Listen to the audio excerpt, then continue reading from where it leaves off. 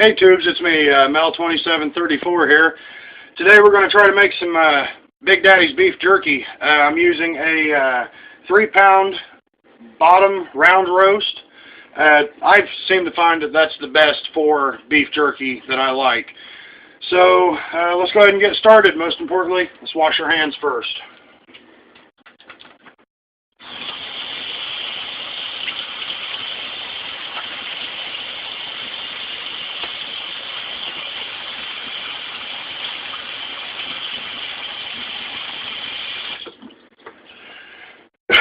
Alright, after you get your mitts washed, you want to make sure you dry, make sure there's no soap residue on your hands. Make sure they're nice and clean. Alright, here's the 3-pound bottom round roast. Make sure you have a good sharp knife. You want to take your meat and cut it in half.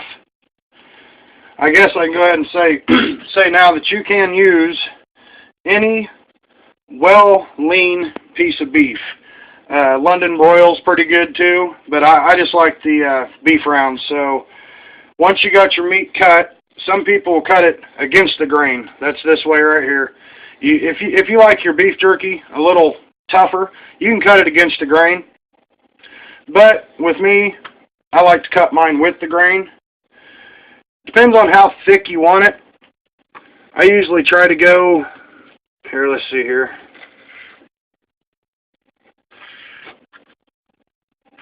I usually try to go about that thick, maybe a little bit thinner, depending on your taste.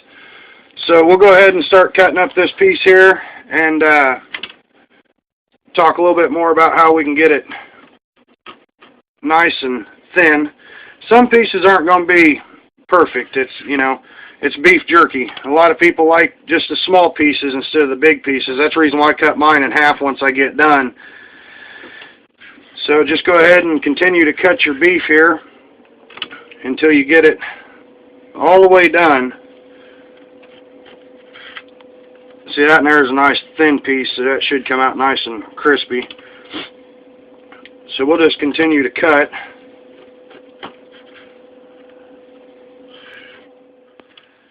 As I was saying, make sure all your surfaces are clean as you're doing this. You don't want to have any kind of, bacteria mixing up or anything. And as for these smaller pieces here, the thin ones, I found if you use a good fillet knife, now you got to be real careful doing this, but don't put too much pressure so it cuts your finger or nothing, but go ahead and slice, just, you can feel it moving through the meat. Go ahead and slice down, then peel it back there. You can continue to slice as much as you want down all the way, to the very end. And then as it lays like that, safe side, just lay it on the cutting board, slice it down.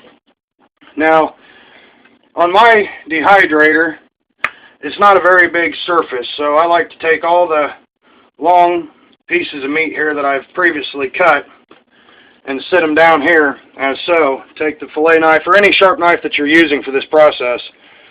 Just slice it right down the middle. And when you're done here, you'll have nice, thin, chewable pieces of meat. And that also doubles for the piece, you pay money for the meat, and it gives you a lot more meat to make jerky out of. So I've got some pretty big pieces here. Okay, let's get this out of the way. Okay, move your cutting board out of the way, and all the scraps that you're not going to use. And remember, wash your hands again. You don't want to cross-contaminate anything.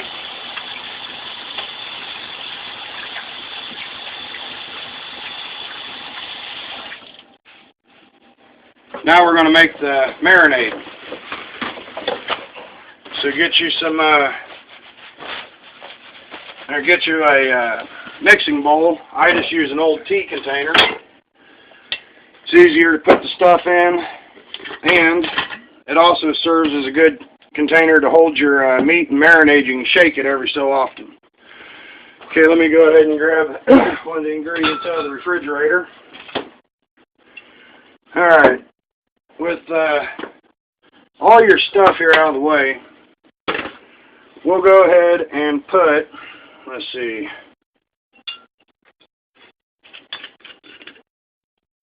2 tablespoons of sherry wine. Alright, 2 tablespoons.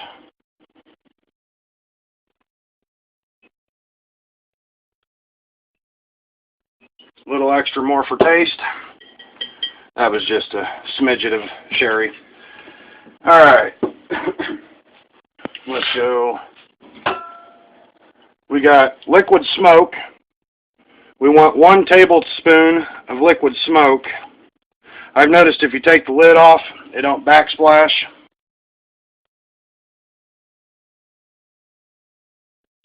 So, 1 tablespoon of liquid smoke.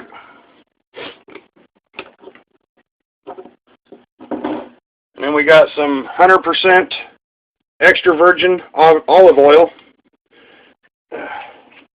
Go ahead and give yourself 2 tablespoons of that.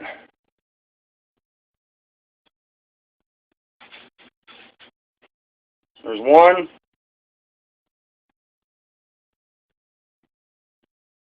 There's 2.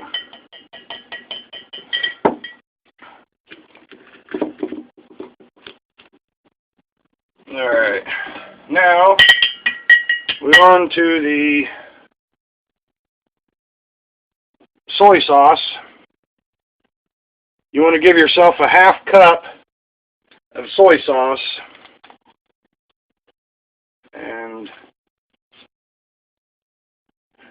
2 of these, they are, I couldn't see it there for a minute, 1/4 cups. Go ahead and give yourself 2 of them. I'll go ahead and remove the lid here too so it doesn't backsplash on me.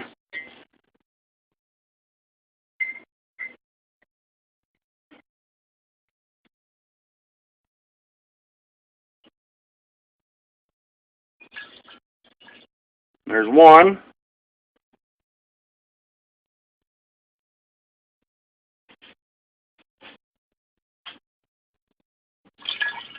And then there's 2. Excuse me.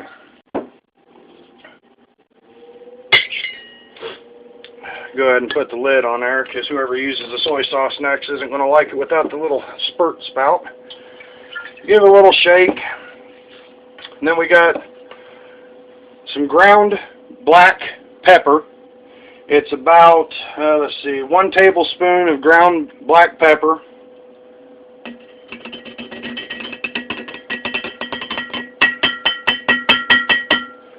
Alright, and that does our ingredients. So you can put the lid back on real quick. Mix it up real good.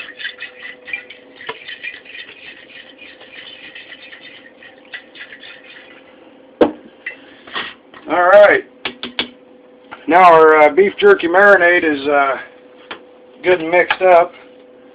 Go ahead and bring your meat back, and you want to kind of pull it apart as you're putting it in the marinade. That's just so all that black gold down there gets all over your meat. Makes it taste real good. So you want to go ahead and get all the meat separated as much as you can until it's completely done.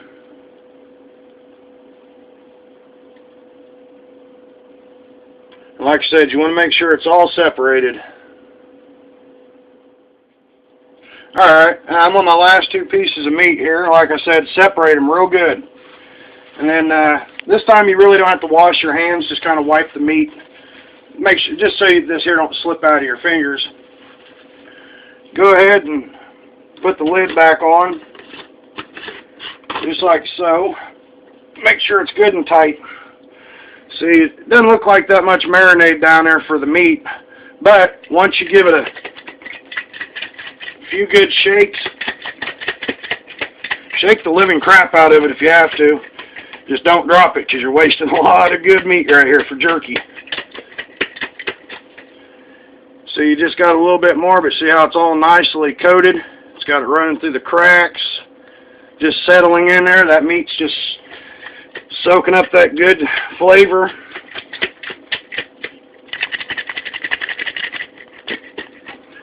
Alright, and go ahead and stick your marinade here. Stick it in the refrigerator. You can leave it soak for 4 to 24 hours. I usually let mine soak for 24 hours. And then I give it a good 3 to 4 shakes, within every couple hours. If you ain't got nothing better to do, just get up, go to the refrigerator, grab this bad boy out, give it a shake. Put it back in the refrigerator, like I said, 4 to 24 hours, and you got you some good beef jerky start. So let's go ahead and get her in the refrigerator, and we'll start waiting for it to marinate.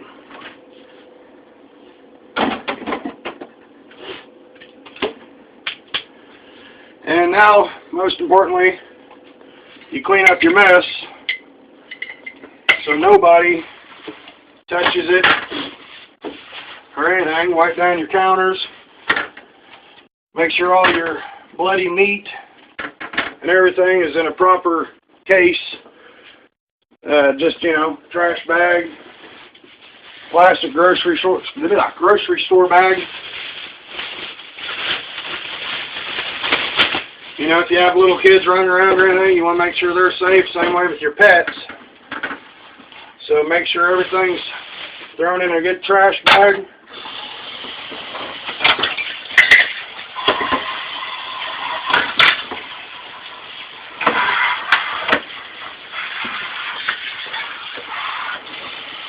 Make sure everything's washed off in there in the sink so there's no blood sitting there. Wipe down your counters. And then the bad thing about it is you got to sit here and wait for 4 to 24 hours for it to start. So give me a few minutes and we'll check back in.